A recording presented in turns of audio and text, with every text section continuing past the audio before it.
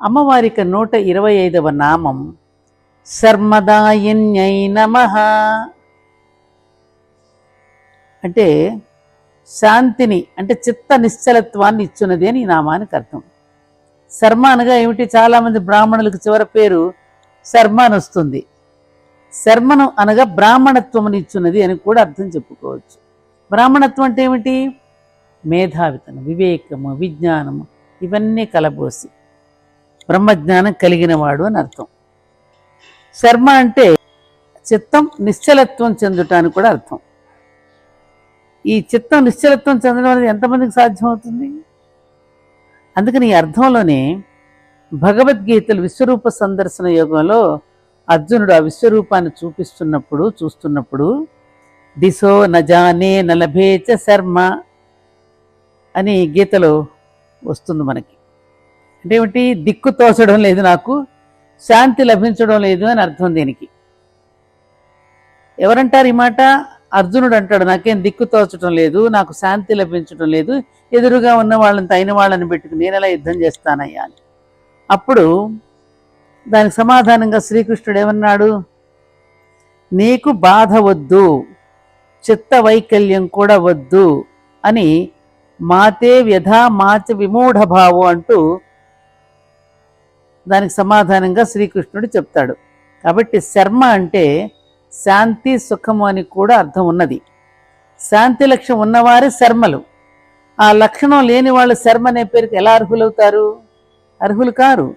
బ్రాహ్మణులకు ముఖ్యంగా ఈ లక్షణం ఉండి తీరాలి. సంధ్యావందనంలో బ్రాహ్మణులు వాళ్ళ పేర్లు ఏవైనప్పటికీ చివరకు శర్మ అని చేర్చి చెప్పుకోవాలి అంటే శాంతి లక్షణం ఉండవలసిన వారు బ్రాహ్మణులని సూచన. కాబట్టి తప్పకుండా వారు చిత్త శాంతి కలిగి ఉండాలి. ఆ చిత్తం ఎప్పుడు కూడా నిశ్చలత్వంతో కలిగి ఉండాలి అని చెబుతున్నారు ఇక్కడ.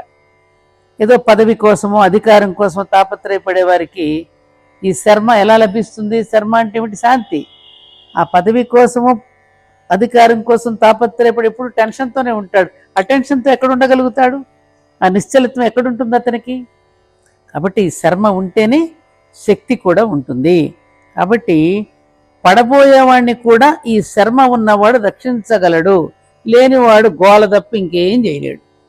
అప్పుడు వశిష్ఠ మహర్షి దగ్గరికి మీద పడినప్పుడు కొడుకులందరినీ చంపావా అన్నాడు వశిష్ఠుడు. అన్నాడు విశ్వామిత్రుడు గర్వంగా. అయితే నువ్వే నా కొడుకువి అన్నాడు వశిష్ఠుడు. ఎంత చక్కగా చెప్పాడు.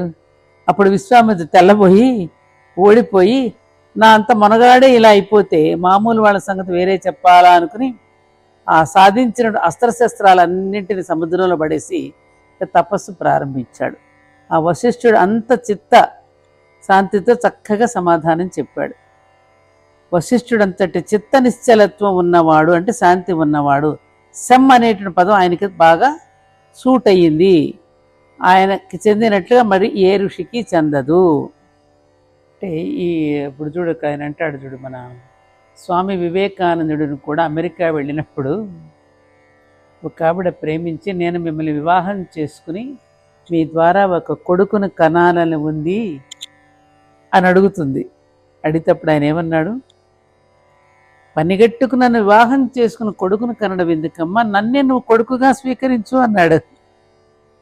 ఎంత గొప్ప మాట! అలాగే వశిష్ఠుడు చెప్పిన సమాధానం కూడా ఎంత గొప్పగా ఉంది. అప్పుడు ఆవిడ కూడా ఒక్కసారి నిశ్చేష్టురాలై ఏమ్మా ఒక ఆనందాన్ని అనుభవించి నిజం కదా అని అనిపించింది ఆవిడకి. ఇవన్నీ కూడా మనకేమిటంటే నాన్న, కళ్ళు తెరిపించేటటువంటి జ్ఞానం ఇది. అందుకే నేను ఎప్పుడు మొత్తుకుంటా, ఈ వయసు నుంచే, ఇప్పటి నుంచి ఈ జ్ఞానాన్ని పొందితే మన జీవితం సుఖ సంతోషాలతో విలసిల్లుతుంది. అమ్మవారి యొక్క ఆలయంలో ప్రవేశించినప్పుడు అర్ధమండపంలో నిలబడి ముందుగా గంట మ్రోగించి అమ్మకు నమస్కరిస్తాం. అలాగే అమ్మవారి యొక్క నామాలలో ప్రవేశించే ముందు గంట మ్రోగించండి.